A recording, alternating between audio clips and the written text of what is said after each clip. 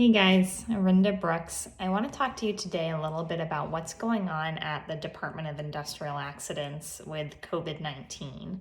For a long time, hearings were completely stopped. The Department of Industrial Accidents completely put a hold on all hearings. So if your case was in between the conference level and the hearing level, you were completely out of luck. You were just stalled. In September, at the end of the month, the Department of Industrial Accidents started hearing cases in person again. These cases are the first ones that are going through the hearing process in person, and only certain judges are doing these hearings. And there's a lot of pre-hearing work that we did not used to have to do that we're having to do now to make sure that everything is in order and ready to go by the time we get to the hearing.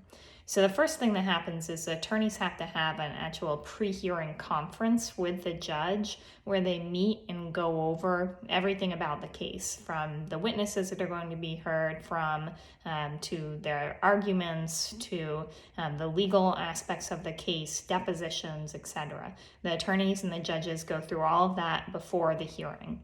This has to be done within 2 weeks of receiving the hearing notice so that we all know we're kind of on track to actually have this hearing. Once that hearing, the pre-hearing conference is complete, the parties have to make sure that anyone that they want to depose is actually deposed prior to the hearing date. So depositions, which would be any time that you have to ask questions of a witness outside of the courtroom, that used to be something that we would do after the hearing so that we could address any issues that came up in the hearing.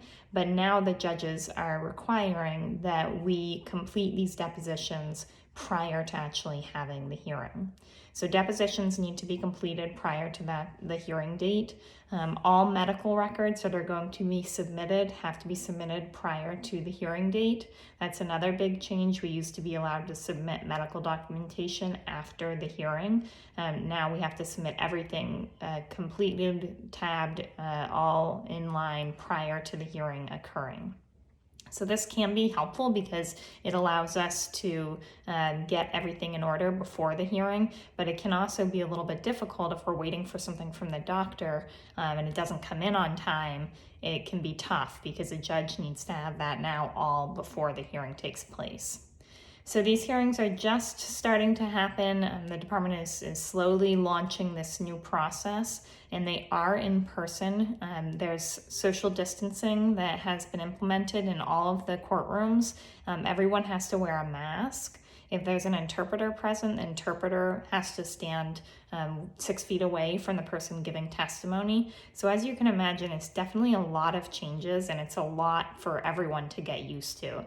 So it's a little bit bumpy. If your case is right now in between conference and hearing, you can expect some delays, significant delays, and you can expect some bumps in the road, but just know that we are figuring out a way to hold these hearings with COVID, and we're finally moving forward on cases that have been stalled since March. They are starting to hear cases, and hearings are going forward. Hearing decisions are being written, and we're finally kind of moving forward with everything. So if you have any questions, or if your case is one of those unlucky ones that is in between conference and hearing and you have questions about it, feel free to give us a call, 617-245-8090. Thank you.